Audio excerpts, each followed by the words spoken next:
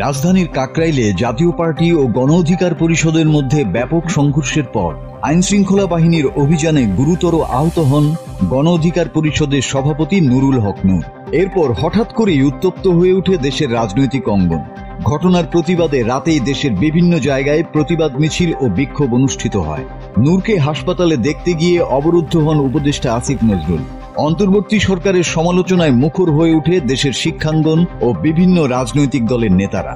জাতীয় পার্টিকে কিন্তু এখন পর্যন্ত নিষিদ্ধ করা ওইভাবে যায় নাই। কিছুক্ষণ আগে বন্দুকলা গাড়ি দেখেছেন না, এখান থেকে টহল দিয়ে গেছে। তারা ভেবেছে আপনারা যদি জাতীয় পার্টির কার্যালয়ের দিকে যাত্রা শুরু করেন, সেই জন্য বন্দুকলার একটা টহল দিয়ে গেছে।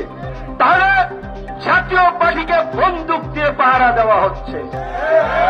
জিএম কাদেরের বাসা উত্তরা, এত জায়গায় মব হইল, ওইখানে তো কোনো মব হইল না।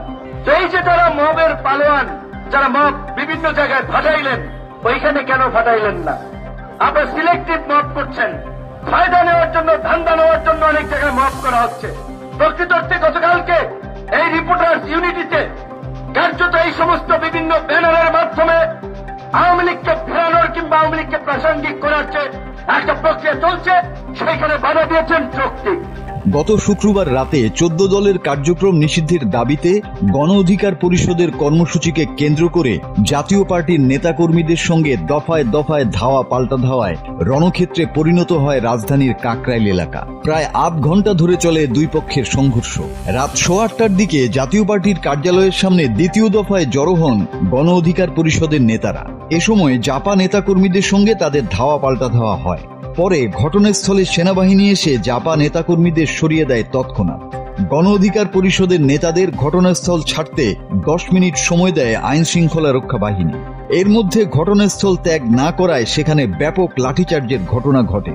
এতেই গণ অধিকার পরিষদের সভাপতি নুরুল হক নূর সহ অনেকেই আহত হয়েছেন বলে জানা যায়। পরে রক্তাক্ত অবস্থায় নুরুল হক নূরকে উদ্ধার করে হাসপাতালের দিকে নিয়ে যান নেতাকর্মীরা। রাত 11:35 গণ অধিকার পরিষদের আহত নেতা নুরুল হক নূরকে দেখতে ঢাকা মেডিকেলে যান উপদেষ্টা আসিফ নজরুল। এ সময় গেটের বাইরে থাকা গণ অধিকার পরিষদের নেতারা ভুয়া ভুয়া বলে স্লোগান দিতে থাকেন।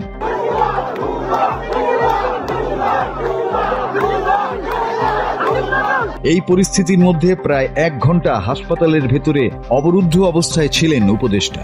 রাত 12:30টার পর হাসপাতালের বিকল্প বাগান গেট দিয়ে তিনি বের হয়ে যান।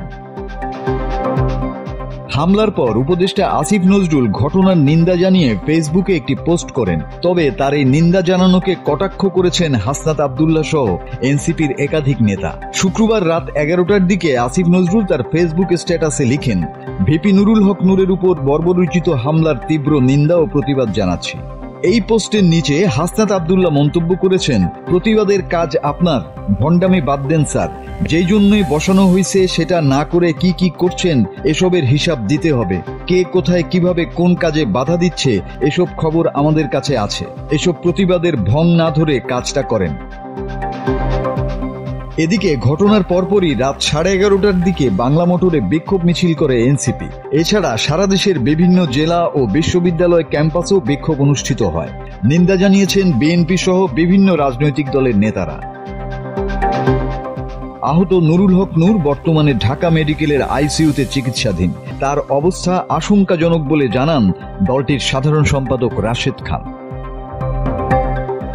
মাসুদ হাসান, বাংলা টিভি।